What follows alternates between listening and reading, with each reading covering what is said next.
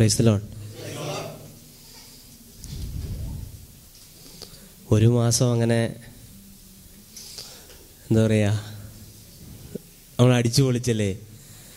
അപ്പോൾ ഒരു മാസം അടിച്ചുപൊളിയുടെ നമ്മുടെ തോമസ് പോൾ ബ്രദർ നമ്മളെ വിട്ടേച്ച് പോവുകയാണെന്ന്.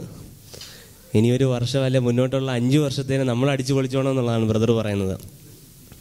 Price the Lord. നമുക്ക് കൈ അടിച്ചുകൊണ്ട് ബ്രദറിനെ നമ്മുടെ സമൂഹത്തിലേക്ക് സ്വീകരിക്കാം.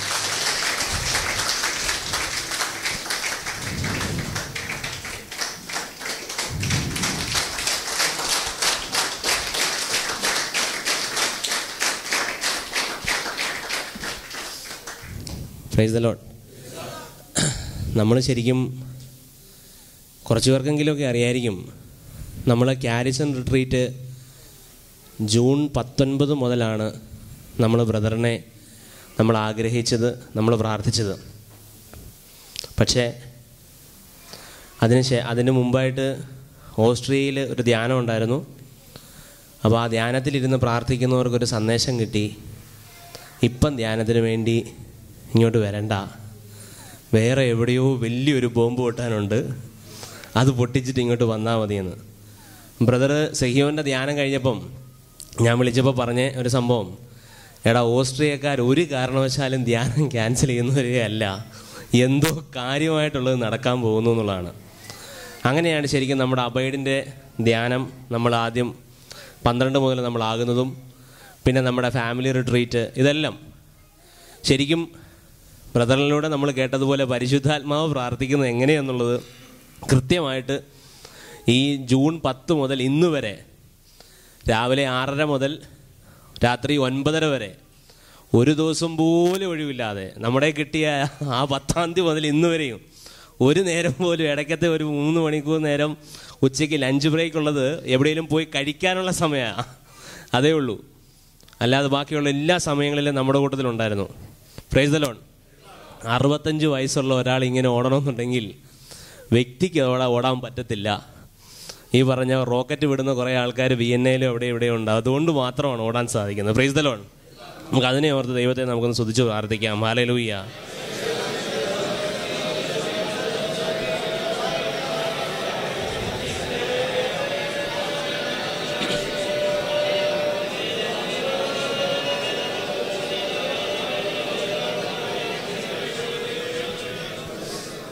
അതുപോലെ തന്നെ ശരിക്കും നമ്മുടെ ഈ യൂട്യൂബിനകത്ത് നമ്മുടെ വീഡിയോസ് എല്ലാം അപ്ലോഡായി കഴിഞ്ഞപ്പം പല രാജ്യത്തു നിന്നുള്ള ജീസസ് യൂത്തുകാർ എനിക്ക് പേഴ്സണൽ മെസ്സേജ് അയച്ചിട്ട് ചോദിച്ചതാണ്, നിങ്ങളങ്ങോട്ട് പൊളിക്കുകയല്ലേ എന്ന്.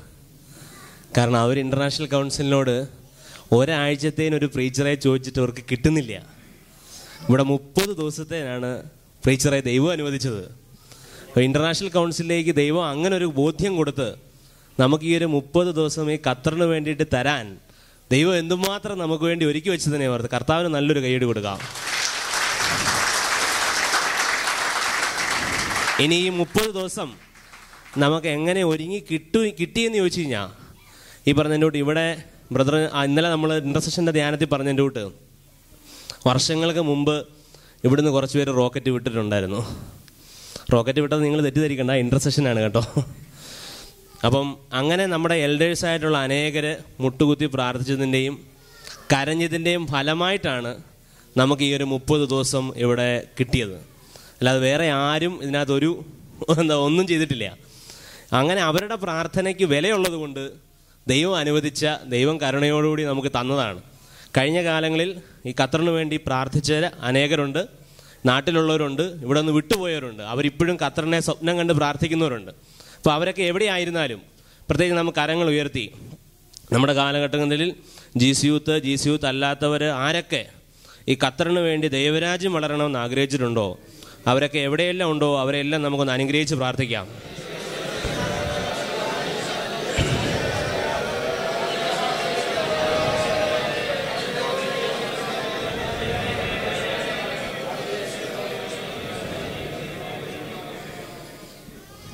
Price the Lord. ഇനി നമ്മുടെ ഖത്തർ GCU നാഷണൽ കൗൺസിലുള്ളവരൊന്ന് മുന്നോട്ട് വരാമോ?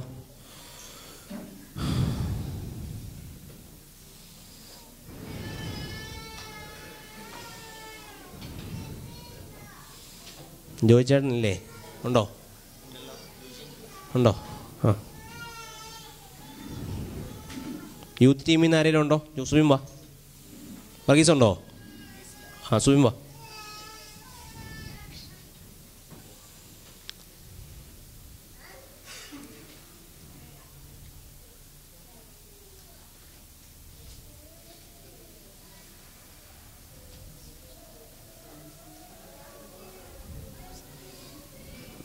Price the Lord.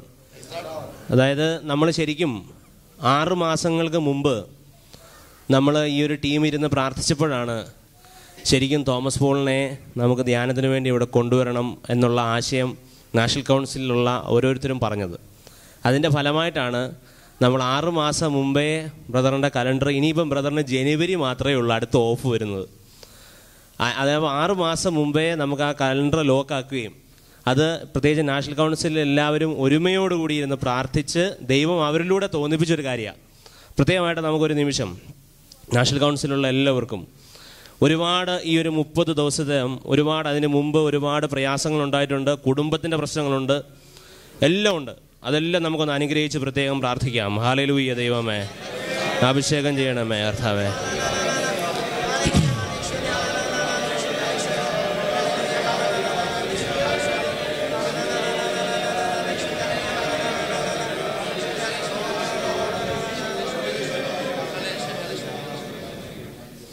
Praise the Lord. പിന്നെ ബ്രദർ നമുക്ക് പകർന്നു തന്നത് പഴയതല്ലാത്തതുകൊണ്ട് പുതിയത് തന്നെ ആയതുകൊണ്ടും അതൊരിക്കലും ഇനി നഷ്ടപ്പെട്ടു പോവുകയില്ല. ഇനി എവിടൊക്കെ ഇന്നിവിടെ കൂടിയിട്ടുള്ള ആരൊക്കെ എവിടൊക്കെ പോയാലും ഇത് നഷ്ടപ്പെട്ടു പോവുകയില്ല എന്നുള്ളത് ഗ്യാരണ്ടിയാണ്. കാരണം ഇത് നമ്മുടെ ഉള്ളിൽ വസിക്കുന്ന ആൾ തന്നെയാണ് ഇതിനെ ഓപ്പറേറ്റ് ചെയ്യുന്നത് എന്നുള്ളതാണ് ഇതിനകത്ത് ഏറ്റവും വലിയ ഒരു ഗുഡൻസ്. Price the Lord.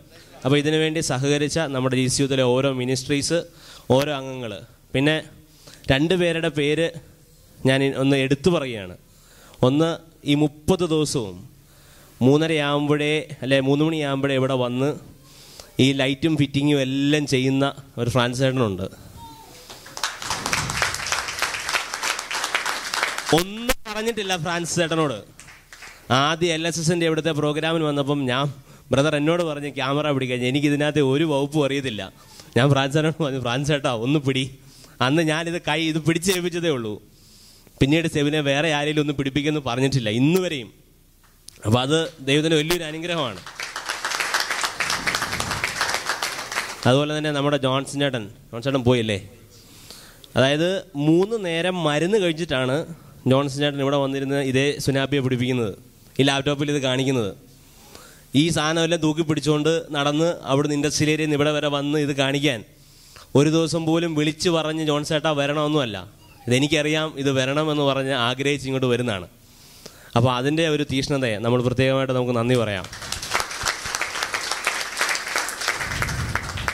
ഇനി അതിനേക്കാളെല്ലാം ഉപരി ഒരു കാര്യം കൂടെ പറയാൻ പെട്ടെന്ന്, നമ്മൾ ഈ ദിവസങ്ങളിലെല്ലാം ഈ ധ്യാനങ്ങളിലൊക്കെ നമുക്ക് ഭക്ഷണം മറ്റു കാര്യങ്ങളെല്ലാം ക്രമീകരിച്ചു. അപ്പം നമുക്കൊരുപാട് ചിന്തയുണ്ടായിരുന്നു, ഇത്രയും ഭക്ഷണമെല്ലാം ക്രമീകരിച്ച് കഴിഞ്ഞാൽ സാമ്പത്തികമായി നമ്മൾ എവിടെ പോകും എന്നുള്ളത്. പ്രിയമുള്ളവരെ, ദൈവം അനുവദിച്ച വലിയൊരു മഹത്വം എന്ന് പറഞ്ഞു കഴിഞ്ഞാൽ ഇപ്പം നമ്മുടെ കയ്യിൽ ബാക്കി നമുക്ക് 15,000 റിയാൽ ബാലൻസാണ്. ഞാനത് നിങ്ങളോട് മുമ്പിൽ ഓപ്പണായി പറയുന്നതിന് ദൈവം അത്രത്തോളം നമ്മളെ കരുതുന്നുണ്ടെന്നുള്ളതാണ്. ദൈവമാണ് അതിനെ കരുതുന്നുള്ളത്. Praise the Lord. Praise the Lord. നമുക്ക് നന്ദി പറയാൻ നമ്മുടെ എല്ലാ അച്ഛന്മാർക്കും, പ്രത്യേകിച്ച് അവിടെ ഫുഡ് ഉണ്ടാക്കിയ റൊസാരിയോനും അവിടുത്തെ നമ്മുടെ എല്ലാ അച്ഛന്മാർക്കും കൂടി നമുക്ക് നന്ദി പറയാം. കർത്താവേ നന്ദി. ഇവിടുത്തെ എല്ലാ, അതുപോലെ തന്നെ നിങ്ങൾ നാഷണൽ ടീമിന് പ്രത്യേകിച്ച് എന്നെ ഇതിനു വേണ്ടി ക്ഷണിച്ചതിന് നന്ദി പറയുന്നു. അത് കോർഡിനേറ്റ് ചെയ്ത സെബിനും നിങ്ങളെല്ലാവർക്കും, എങ്ങനെ ഇവിടെ ഖത്താറിൽ വരാൻ വേണ്ടി ഒരുപാട് നാൾ പ്രാർത്ഥിച്ചിട്ടുണ്ട്. പലരും പറയും ബ്രദർ ദോഹയ്ക്ക് വരണം.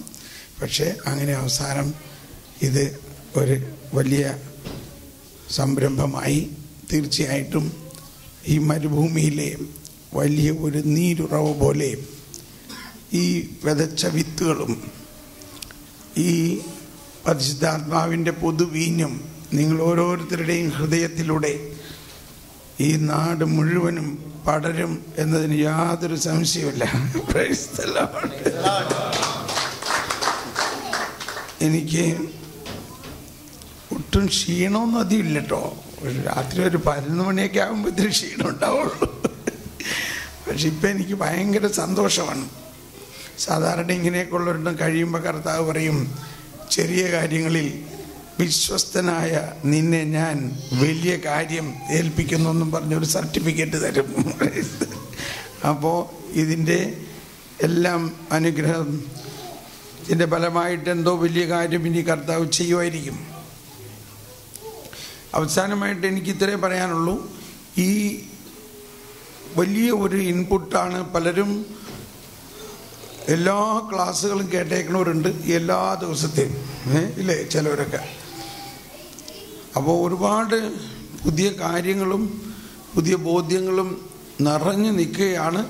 അപ്പോൾ ഇത് കഴിഞ്ഞ് ഇനി 3-4 അല്ലെങ്കിൽ കുറച്ച് ദിവസം നിങ്ങളൊന്ന് ശാന്തമായി ഇരുന്ന് ഇതൊക്കെ ഒന്ന് അയവിറക്കണം. ഇതൊന്ന് രണ്ടാമത് കേൾക്കണം എന്നുള്ളതാണ് എൻ്റെ ഒരു അഭിപ്രായം. വീണ്ടും നിങ്ങളൊന്ന് കേൾക്കുമ്പോഴാണ് ആദ്യം പറഞ്ഞ കാര്യങ്ങൾ തന്നെ ശരിക്കും ഒന്നുകൂടി കേൾക്കുമ്പോൾ, ഉദാഹരണത്തിന് അബൈഡിലെ ആദ്യത്തെ ടോക്കും കാരിസം റിട്രീറ്റിലെ ആദ്യത്തെ ടോക്കും എല്ലാം ഒരു കീനോട്ട് പോലെയാണ്.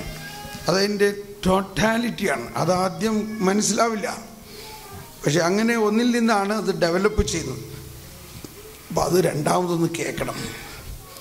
പിന്നെ ഒന്ന് പ്രത്യേകിച്ച് നാളെ മുതൽ തന്നെ നിങ്ങളുടെ പേഴ്സണൽ പേർ മുടങ്ങരുത്.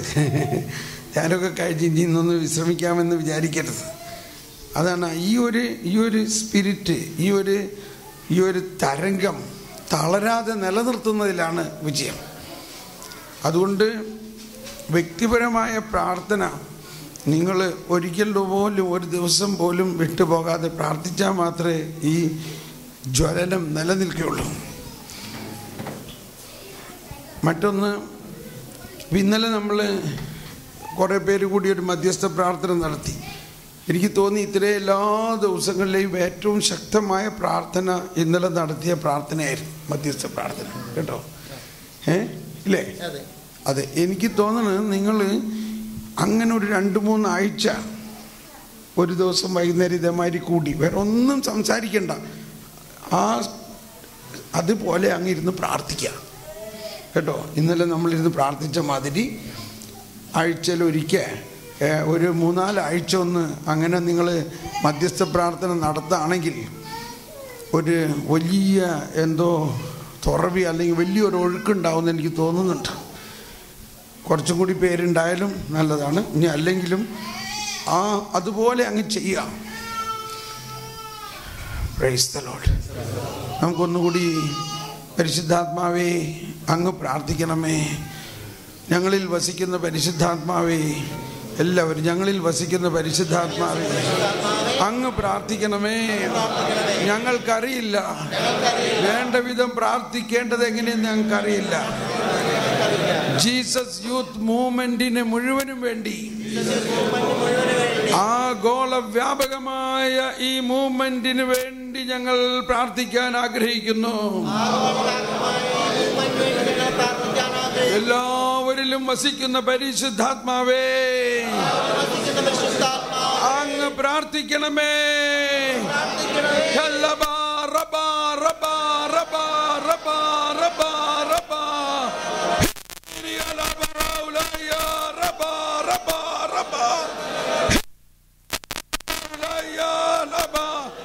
എല്ലാവരും ഭാഷാവർത്തിൽ പ്രാർത്ഥിച്ചുകൊണ്ട് ഓ പരിശുദ്ധാത്മാവേ, ഈ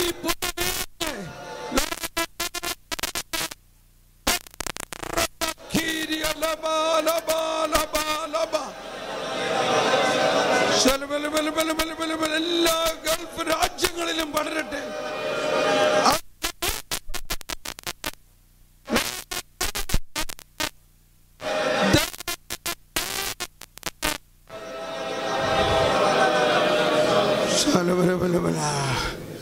അതോടൊപ്പം നമുക്ക് വേണ്ടി പ്രാർത്ഥിച്ചുകൊണ്ടിരിക്കുന്ന ഞങ്ങളുടെ തന്നെ ടീമിലുള്ളവരെല്ലാം, ഞാൻ എൻ്റെ കൂടെ വേറെ ആരെയും കൊണ്ടുവന്നില്ല എന്നുള്ളത് അതിൻ്റെ അർത്ഥം അവരെല്ലാവരും എൻ്റെ കൂടെ ഉണ്ട്.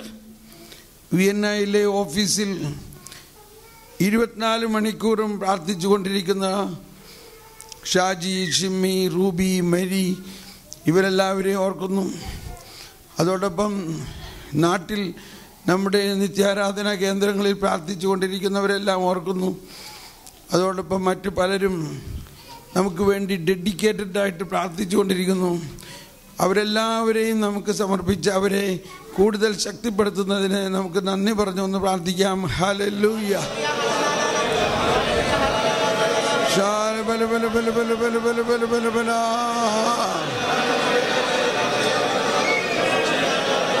പരിശുദ്ധാത്മാവേ,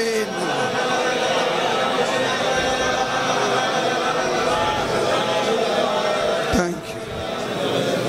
അതോടൊപ്പം യൂട്യൂബിലൂടെയും ഫേസ്ബുക്കിലൂടെയും എല്ലാം നമ്മളുടെ ഈ പ്രോഗ്രാം വളരെ ആവേശത്തോടെ ഫോളോ ചെയ്തുകൊണ്ടിരിക്കുന്നുണ്ട്. കണ്ടിന്യൂസ് ആയിട്ട് ഈ ധ്യാനം കൂടിക്കൊണ്ടിരിക്കുന്നുണ്ട്. ജസ്റ്റ് ഒരു ദിവസത്തെ ഡിലേയിൽ, മനസ്സിലാവുന്നുണ്ടോ? അവരെല്ലാവരും നമുക്ക് വേണ്ടി പ്രാർത്ഥിക്കുന്നു. നമുക്കും ഈ യൂട്യൂബിലൂടെ ഈ ധ്യാനം കൂടിക്കൊണ്ടിരിക്കുന്നവർക്ക് വേണ്ടി ഒന്ന് പ്രാർത്ഥിക്കാം. കർത്താവേ, അവരെല്ലാവരെയും അനുഗ്രഹിക്കണേ. Hallelujah, hallelujah, hallelujah.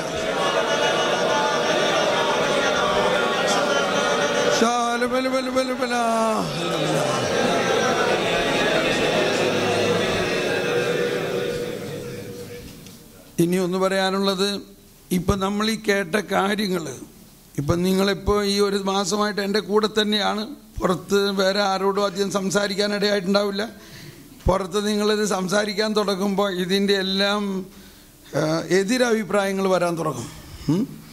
മനസ്സിലാവുന്നുണ്ടോ? ഇപ്പോൾ ഉദാഹരണത്തിന് ശുദ്ധീകരണ സ്ഥലത്തിൽ ആത്മാക്കൾക്ക് വേണ്ടി പ്രാർത്ഥിക്കണോ? ഞാൻ പ്രാർത്ഥിക്കണ്ടെന്ന് പറഞ്ഞിട്ടില്ല, ശ്രദ്ധിക്കണം. പറഞ്ഞിട്ടുണ്ടോ? അതെ. അപ്പോൾ അതുകൊണ്ട് തോമസ് പോൾ പറഞ്ഞിട്ടുണ്ട് ശുദ്ധീകരണ സ്ഥലത്തെ ആത്മാക്കൾ, അങ്ങനെയുള്ള കമൻറ്റുകളൊന്നും പറയരുത്. പക്ഷെ ഞാൻ പറഞ്ഞിട്ടുണ്ട്. എന്താ പറഞ്ഞേക്കണത്? ഈ ഖത്താറിലെ ഖത്താരികൾക്ക് വേണ്ടി പ്രാർത്ഥിക്കുന്നതാണോ അർജൻറ്റ്, നമ്മുടെ അപ്പാപ്പൻ സ്വർഗത്തിൽ പോയി അങ്ങേർക്ക് വേണ്ടി പ്രാർത്ഥിക്കണാണോ അർജൻറ്റ്? പറയും. അതാണ്. അപ്പോൾ പ്രാർത്ഥനയുടെ ഒരു ബേർഡൻ നമ്മൾ മനസ്സിലാക്കണം. അപ്പോൾ നമ്മൾ ചോദിക്കുക, ആരാണ് ഈ ശുദ്ധീകരണ സ്ഥലത്തിൽ പോവുക? ശുദ്ധീകരണ സ്ഥലം ഇപ്പോൾ അത് പറഞ്ഞപ്പോൾ, ഈ വിശുദ്ധ കുർബാന എല്ലാ ദിവസവും സ്വീകരിക്കണം. നിങ്ങൾ സ്വർഗത്തിലേക്ക് നേരിട്ട് പോകണം. പോകുമോ ഇല്ലയോ? ഞാൻ വിശ്വസിക്കുന്നു. കാരണം നമ്മൾ ഈ വിശുദ്ധ കുർബാനയിൽ വിശ്വസിക്കുന്നത് എന്താ? ഇത് സ്വർഗത്തിൽ നിന്ന് ഇറങ്ങി വന്ന അപ്പമാണ്. എന്തിനാ? ഇത് ഭക്ഷിക്കുന്നവൻ നേരെ സ്വർഗത്തിലേക്ക് പോകും.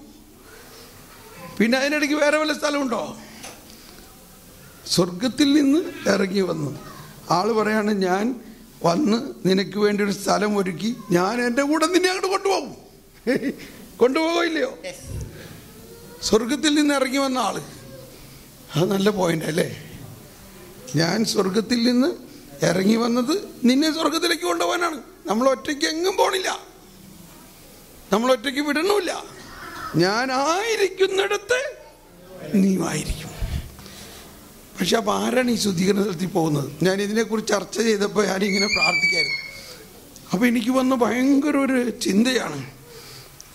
ഞാൻ ഈ ജയിലിലൊക്കെ പോയിട്ടുണ്ട് മിനിസ്ട്രിക്ക്. പ്രത്യേകിച്ച് ഞാൻ ഓർക്കുന്നത് ജർമ്മനിയിലെ ജയിലിലൊക്കെ ഉള്ളവരാണ്. അതിൽ എന്താ നിത്യതടവ്, എന്താ പറയണേ, ഈ ലൈഫ് ഇംപ്രിസൺമെൻറ്റ് അല്ലേ, ജീവപര്യന്തം. എത്രായിരം ആളുകളാണെന്നറിയാമോ അങ്ങനെ കിടക്കണേ. നമ്മൾ ഈ മേഖലയെക്കുറിച്ച് കാര്യമായിട്ട് അറിയില്ല. നമ്മളെല്ലാം ഞായറാഴ്ച പള്ളിയിൽ വരുന്ന ആൾക്കാരാണ് ഈ ശുശ്രൂഷിക്കണത് മുഴുവനും, ഇല്ലേ? നിങ്ങളൊക്കെ ഈ ജീവപര്യന്തം തടവിൽ കിടക്കുന്ന ആയിരക്കണക്കിന് ആളുകൾ, അവർ വലിയ 5 10 കൊലപാതകം ചെയ്തുകൊണ്ടാണ് അവിടെ കിടക്കുന്നത്. അവരെ പുറത്ത് വിട്ടാൽ അവർ വീണ്ടും ഇത് തന്നെ ചെയ്തു പോകും. അവർക്ക് അതിന് വിമോചനം കിട്ടിയിട്ടില്ല. അവരേത് കൂതാശ സ്വീകരിക്കും? പറയും. അവർക്ക് വല്ല കൂതാശ സ്വീകരിക്കാനുള്ള സൗകര്യമുണ്ടോ?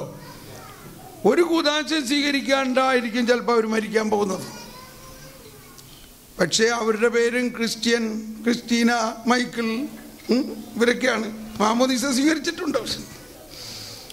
നമ്മുടെ ഈ പ്രാർത്ഥനകളെല്ലാം ഈശോ ഞങ്ങളുടെ പാപങ്ങൾ ക്ഷമിക്കണേ, എല്ലാ ആത്മാക്കളെയും പ്രത്യേകിച്ച് അങ്ങയുടെ കാരുണ്യം ഏറ്റവും കൂടുതൽ ആവശ്യമുള്ള ഈ ജീവപര്യന്തം തടവിൽ കിടന്ന് ഒരു കൂദാശ സ്വീകരിക്കാൻ പറ്റാതെ ഇരിക്കുന്നവരുടെ ഈ പ്രാർത്ഥന തീർച്ചയായിട്ടും അവർക്കായിരിക്കും ഏറ്റവും പ്രയോജനകരമാണ്. മനസ്സിലാകുന്നുണ്ട്? അപ്പം അവരെല്ലാം മരണാനന്തരം ഈ വിശുദ്ധീകരണത്തിലൂടെ കടന്നു പോയിട്ടാണ് സ്വർഗത്തിൽ പോവുക. ഇതാണ് എനിക്ക് കിട്ടുന്ന ഒരു സൂചന കേട്ടോ. അതുകൊണ്ട് നമ്മളുടെ പ്രാർത്ഥനകൾ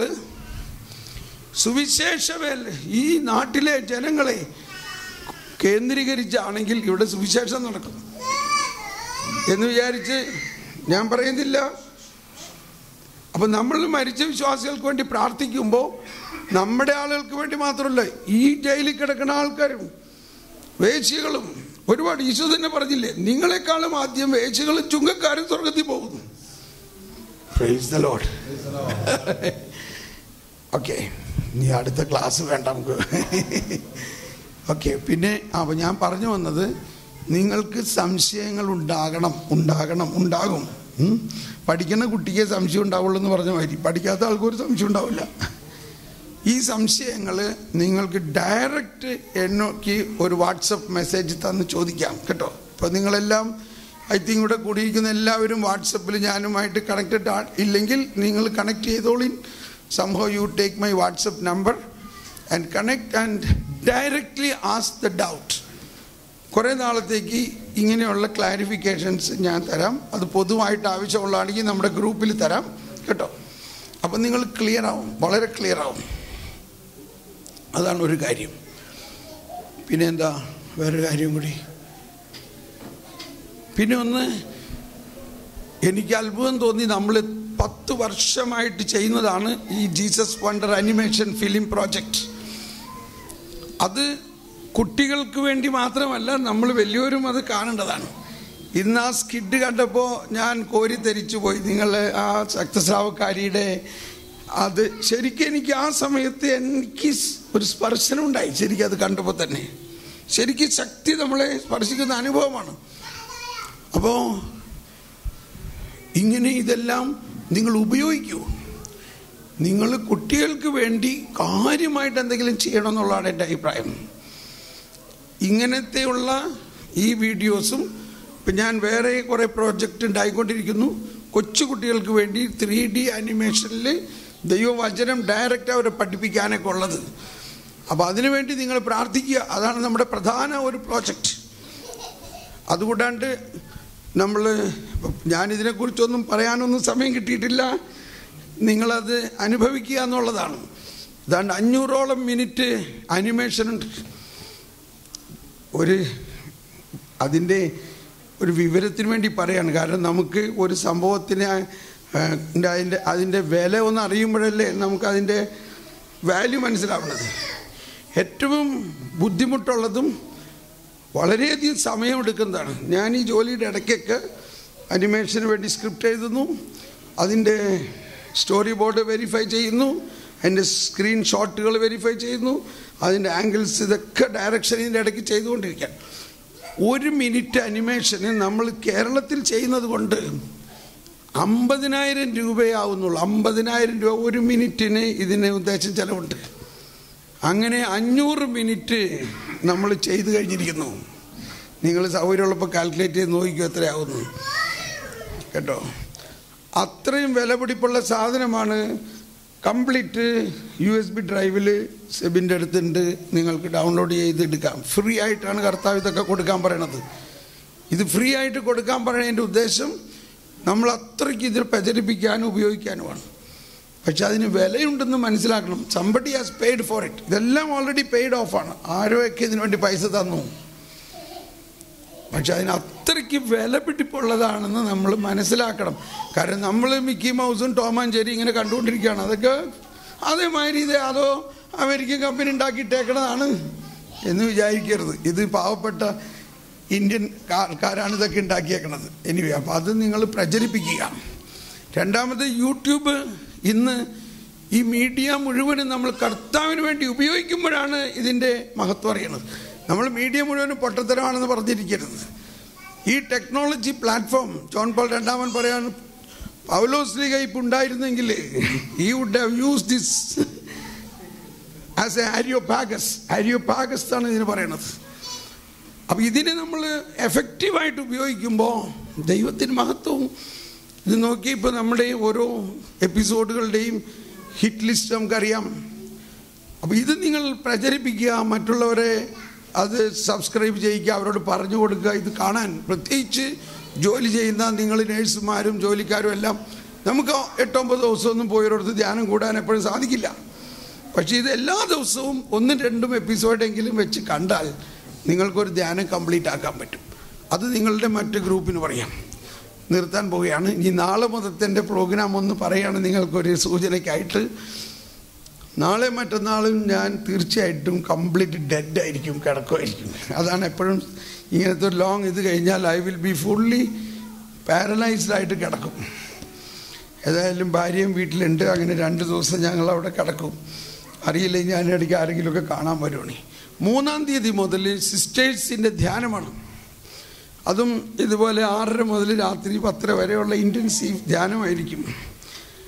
ആ ധ്യാനം കഴിഞ്ഞാൽ പിറ്റേ ദിവസം ഞാൻ ഉടനെ ഗുവാഹട്ടി ആസാമിലേക്കാണ് പോകേണ്ടത്. അവിടെ അച്ഛന്മാരുടെ ധ്യാനമാണ്. ഒരു കോൺഗ്രിഗേഷൻ, MSFS കോൺഗ്രിഗേഷനിലെ അച്ഛന്മാരുടെ ധ്യാനം.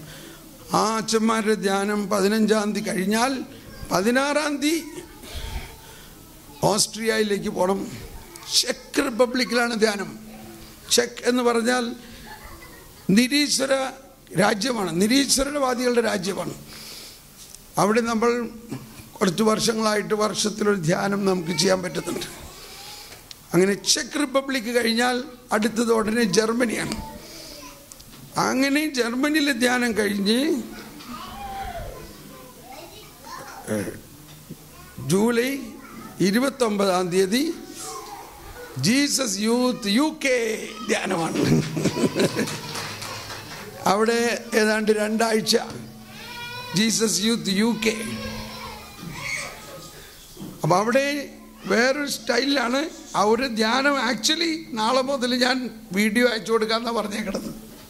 അവിടുത്തെ ക്യാരിസം റിട്രീറ്റിനൊക്കെ ഓൺലൈൻ ധ്യാനം 3 ദിവസം ഉണ്ടാവുള്ളൂ. പക്ഷേ 1 മാസത്തെ പ്രിപ്പറേഷൻ നടത്തി ഓരോ ദിവസവും ഒരു ടോക്ക് വീഡിയോ ആയിട്ട് ഉണ്ടാക്കി അയച്ചു കൊടുക്കണം ഞാൻ. അപ്പം ഇതൊക്കെ ഒന്ന് സമർപ്പിച്ച് ഒരു നിമിഷം ഒന്ന് പ്രാർത്ഥിക്കാം. ഈ വരാൻ പോകുന്ന അടുത്ത ദിവസങ്ങളിലെ ധ്യാനങ്ങളെല്ലാം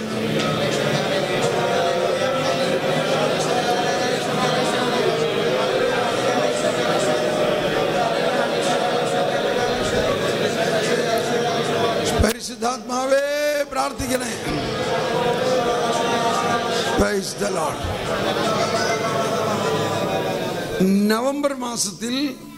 നവംബർ മാസത്തിൽ അട്ടപ്പാടി സെഹിയോൻ ധ്യാന കേന്ദ്രത്തിൽ ഒരു മധ്യസ്ഥ പ്രാർത്ഥനാ ധ്യാനം വട്ടായിലച്ചൻ വിളിച്ചു കൂട്ടിയിട്ടുണ്ട്. നിങ്ങൾക്ക് ആർക്കെങ്കിലും അതിനെ സംബന്ധിക്കാൻ സാധിക്കുമെങ്കിൽ നന്നായിരിക്കും. 5-6 ദിവസത്തെയാണ്. അതിൻ്റെ കറക്റ്റ് ഡേറ്റ് ഞാൻ പറയാം പിന്നീട്. ആ അട്ടപ്പാടിയിൽ 1500ഓളം പേരെങ്കിലും വരണമെന്ന ഉദ്ദേശത്തിലാണ് അച്ഛൻ പറഞ്ഞേക്കുന്നത്. 1500ഓളം പേരുടെ മധ്യസ്ഥ പ്രാർത്ഥനാ ധ്യാനം. ആർക്കെങ്കിലും അതിന് വരാൻ പറ്റുകയാണെങ്കിൽ നാട്ടിൽ അതനുസരിച്ച് പ്ലാൻ ചെയ്യുകയാണെങ്കിൽ നന്നായിരിക്കും. Price the Lord. അപ്പോൾ ഇനി പ്രത്യേകിച്ച് ഒന്നും പറയാനില്ല. എനിക്കും ഭയങ്കര സന്തോഷം, ഹൃദയം നിറഞ്ഞ് ആനന്ദത്തിലാണ് ഞാൻ പോകുന്നത്. Price the Lord. എല്ലാവർക്കും നന്ദി.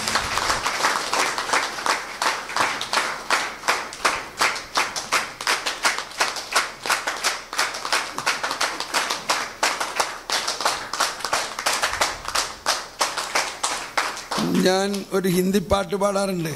ജയ് ബോലോ ജയ് ബോലോ ഈസാ മസീഹ की जय बोलो, जय बोलो जय बोलो यीशु मसीहा की जय बोलो, जय बोलो जय बोलो യേശു മസീഹാ കി ജയ്.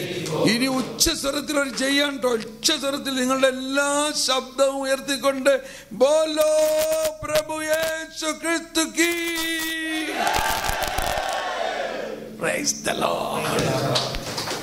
ഹമാരെ മുക്തിദാതാ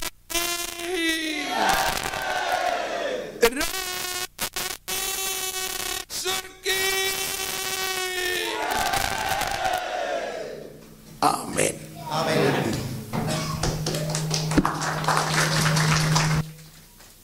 എന്നാൽ ഞാൻ ഇറങ്ങട്ടെ.